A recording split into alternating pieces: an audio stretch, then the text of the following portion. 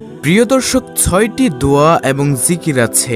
এই ৬টি দোয়া এবং জিকিরগুলো পবিত্র কোরআনে এবং হাদিসে বর্ণিত সকল দোয়া জিকিরের খোলাসা, সারমর্ম ও নির্যাস। এই ৬টিকে যদি কোনো মুসলমান নিয়মিত আঁকড়ে ধরে, তাহলে কোরআন এবং হাদিসের যত দোয়া এবং জিকির আছে তার সবই যেন সে নিয়মিত আমল করল। প্রতিদিন কিছু সময় বসে একটু জিকির করুন, চলতে ফিরতে একটু আল্লাহ তাআলাকে সময় দিন। আপনি উপকৃত হবেন, আপনার কলব জিন্দা হবে, আমলনামা সওয়াবে পরিপূর্ণ হবে ইনশাআল্লাহ।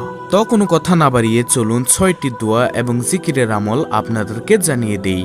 দর্শক, ৬টি দোয়া এবং জিকিরের মধ্যে সর্বপ্রথম নম্বর আমলটি হল নম্বর ১, নবী করিম সাল্লাল্লাহু আলাইহি ওয়াসাল্লামের প্রতি দুরূদ প্রেরণ করা। এটি কোনো জিকির নয়, এটি হলো নবীজি সাল্লাল্লাহু আলাইহি ওয়াসাল্লামের প্রতি দোয়া প্রেরণ করা। নবীজি সাল্লাল্লাহু আলাইহি ওয়াসাল্লামের প্রতি দুরূদ প্রেরণ করার আমল এরকম আমল, এত ফজিলতপূর্ণ আমল যে আপনি যদি সারাদিনে শুধুমাত্র নবীজির প্রতি দুরূদ প্রেরণ করার আমলটি করতে থাকেন, দোয়া হিসেবে যদি আপনি এটি সারাদিন করতে থাকেন, তাহলে এটি আপনার জন্য যথেষ্ট হবে আল্লাহ তাআলার কাছে। আল্লাহু আকবার। অত্যন্ত দামি একটি আমল দুরূদের আমল। প্রিয় দর্শক, আপনি নবীজির প্রতি একবার রহমতের দোয়া করলে, অর্থাৎ একবার দুরূদ পেশ করলে, আল্লাহ তাআলা আপনার উপর 10 বার রহমত বর্ষণ করবেন, 3টি পুরস্কার দান করবেন। সুবহানাল্লাহ। এভাবে একজন ব্যক্তি যতবার দুরূদ পড়বে ততবার সে আল্লাহ তাআলার রহমত ও অনুগ্রহ পাবে। সুবহানাল্লাহ। প্রিয় নবী সাল্লাল্লাহু আলাইহি ওয়াসাল্লাম বলেছেন, তোমরা বৃহস্পতিবার ও শুক্রবার এই সময়গুলোতে তোমরা আমার প্রতি বেশি বেশি দুরূদ পাঠ করো। প্রিয় দর্শক, দুরূদ পাঠের ফজিলত সম্পর্কে বলতে গেলে, আপনি যদি নিয়মিত প্রিয় নবী সাল্লাল্লাহু আলাইহি ওয়াসাল্লামের প্রতি দুরূদ পাঠ করতে পারেন, তাহলে এর ফজিলত আপনি নিজেই অনুভব করতে পারবেন। রাহমাতুল লিল আলামিন আল্লাহর রাসূল সাল্লাল্লাহু আলাইহি ওয়াসাল্লাম ওয়াদা করেছেন যে আপনার পেরেশানি দূর হবেই হবে ইনশাআল্লাহ। তো কোন দুরূদ পাঠ করব? দুরূদের মধ্যে সবচেয়ে শ্রেষ্ঠ দুরূদ হলো দুরূদে ইব্রাহিম, যেটা আমরা নামাজের শেষ বৈঠকে পাঠ করে থাকি। যদি আপনি দুরূদে ইব্রাহিম পড়তে না পারেন, তাহলে সবচেয়ে ছোট দুরূদ যেটা সাল্লাল্লাহু আলাইহি ওয়াসাল্লাম পাঠ করবেন। তবে সবথেকে উত্তম দুরূদ হলো দুরূদে ইব্রাহিম। আপনারা দুরূদে ইব্রাহিম শিখে মুখস্থ করে এটাই পড়বেন। তো প্রিয় দর্শক, 6টি আমলের মধ্যে সর্বপ্রথম নম্বর আমলে আমরা এই দুরূদের আমলটি বেশি বেশি করব ইনশাআল্লাহ। দ্বিতীয় নম্বরে আমি আপনাদেরকে যে আমলের কথা বলবো সেটি হলো ইস্তেগফার। ইস্তেগফার মানে হচ্ছে আল্লাহ রাব্বুল আলামিনের কাছে ক্ষমা প্রার্থনা করা। যে ব্যক্তি ইস্তেগফারকে আঁকড়ে ধরবে, এটাকে প্রতিনিয়ত করতে থাকবে, ইস্তেগফার কখনো ছাড়বে না, সব সময় তার মধ্যে ইস্তেগফার অব্যাহত থাকবে, ওই ব্যক্তিকে আল্লাহ রাব্বুল আলামিন বিভিন্ন পেরেশানি থেকে, অর্থাৎ এমন এমন পেরেশানি থেকে আল্লাহ তাআলা তাকে মুক্ত করবেন যে সে কল্পনাও করতে পারবে না। ইস্তেগফার হলো এমন একটি আমল যেটা আমাদেরকে দুনিয়ার পেরেশানি থেকে দূর করবে এবং আখিরাতের পেরেশানি থেকেও দূর করবে। দুনিয়ার পেরেশানি হলো যেমন আমাদের বিপদ আপদ, মুসিবত, রিজিকের অনটন, অভাব এগুলো, আর আখিরাতের পেরেশানি হলো আমাদের পাপ, গুনাহ এগুলো। এই দুই ধরনের পেরেশানি থেকে আল্লাহ তাআলা আমাদেরকে মুক্ত করবেন ইনশাআল্লাহ। প্রিয় দর্শক, ইস্তেগফারের যে কত ফজিলত তা বলে শেষ করা যাবে না। তাই আপনি যখনই সময় পাবেন, অফিসে যাচ্ছেন, হেঁটে হেঁটে বাজারে যাচ্ছেন, লম্বা সিরিয়ালে দাঁড়িয়ে আছেন, অবসর সময় নিরিবিলি সময় বসে আছেন, সেই সময়গুলোতে ইস্তেগফার করে পরিপূর্ণ করে ফেলুন। ইস্তেগফার সকল সমস্যার সমাধান। এখন কথা হলো ইস্তেগফার কোনগুলো তা অনেকেই জানে না। প্রিয় দর্শক, আমি আপনাদেরকে বলে দিচ্ছি ইস্তেগফার কোনগুলো। আপনি পড়বেন আস্তাগফিরুল্লাহ, আস্তাগফিরুল্লাহ ওয়া আতুবু ইলাইহি, আস্তাগফিরুল্লাহাল্লাযী লা ইলাহা ইল্লা হুয়াল হাইয়ুল কাইয়্যুম ওয়া আতুবু ইলাইহি লা হাওলা ওয়ালা কুওয়াতা ইল্লা বিল্লাহিল আলিয়্যিল আযীম। এগুলো হচ্ছে ছোট ইস্তেগফার। আবার ইস্তেগফারের মধ্যে সবচেয়ে শ্রেষ্ঠ ইস্তেগফার হলো সাইয়্যিদুল ইস্তেগফার।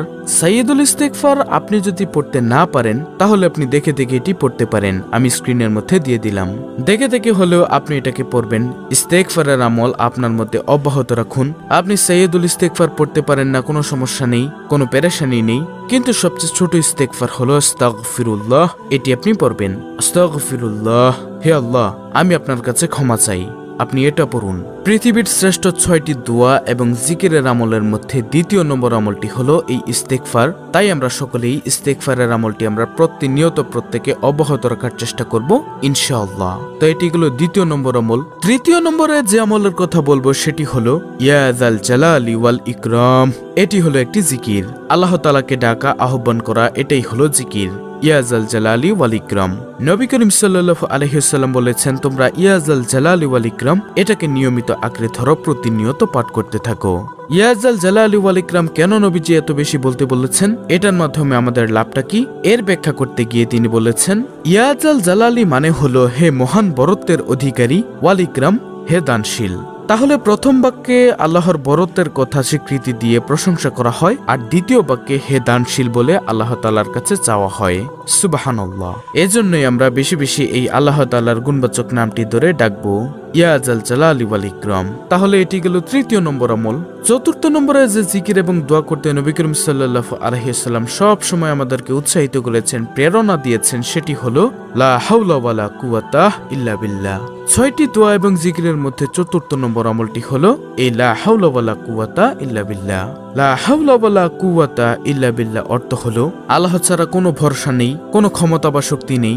অর্থাৎ মানুষের ব্যক্তিগত শক্তি, সামর্থ্য, ক্ষমতা ও সাহস যতই বেশি থাকুক না কেন, আল্লাহ তাআলা তৌফিক না দিলে তা কোনো ধরনের উপকারে আসবে না। এই অর্থ বুঝে আপনি লা হাওলা ওয়ালা কুওয়াতা ইল্লা বিল্লাহ বেশি বেশি পাঠ করবেন। নবী করিম সাল্লাল্লাহু আলাইহি ওয়াসাল্লাম বলেছেন, তোমাদেরকে কি আমি জান্নাতের একটি ধনভাণ্ডারের কথা বলে দিব? নবী করিম সাল্লাল্লাহু আলাইহি ওয়াসাল্লাম তখন বলেছেন, লা হাওলা ওয়ালা কুওয়াতা ইল্লা বিল্লাহ, এটি হলো জান্নাতের ধনভাণ্ডারের সমূহের মধ্যে একটি ভান্ডার। অতএব আমরা এই আমলটিও বেশি বেশি করব ইনশাআল্লাহ। তারপরে পৃথিবীর শ্রেষ্ঠ 6টি দোয়া ও জিকিরের মধ্যে পঞ্চম নম্বরে যে আমলের কথা বলবো সেটি হলো দোয়া ইউনুস। প্রিয় দর্শক, আপনারা অনেকেই দোয়া ইউনুস অনেক কঠিন মনে করেন। দোয়া ইউনুস হলো লা ইলাহা ইল্লা আনতা সুবহানাকা ইন্নী কুনতু মিনাজ জালিমিন। অর্থ, হে আল্লাহ, তুমি ব্যতীত কোনো সত্য উপাস্য নেই, তুমি সুপবিত্র, নিশ্চয়ই আমি জালিমদের দলভুক্ত। দোয়াটি খুবই চমৎকার, আপনারা অর্থ সহকারে শিখে নেবেন। আপনারা অনেকেই জানেন এই দোয়া পাঠ করে আল্লাহর একজন নবী জীবনের কঠিন সময়ে কঠিন পরিস্থিতির মুখোমুখি হয়ে এমন বিপদে পড়েছেন যে বিপদের পথ থেকে উদ্ধারের কোনো পথ ছিল না, মুক্তির কোনো পথ ছিল না।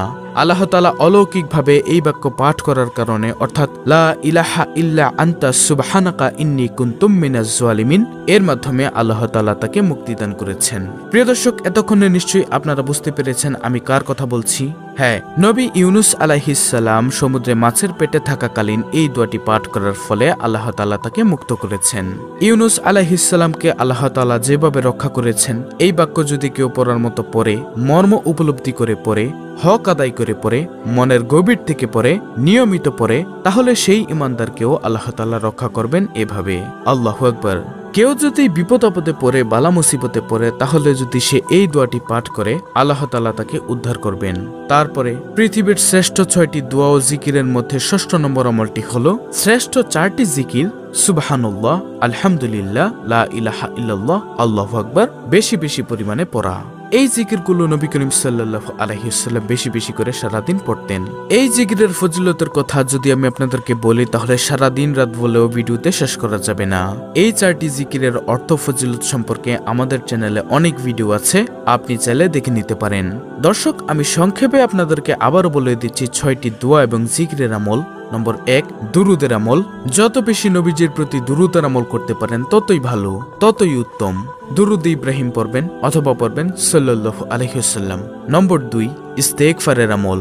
আপনারা ইস্তেগফার করবেন বেশি বেশি। নম্বর 3, ইয়াজাল জালালি ওয়াল ইকরাম।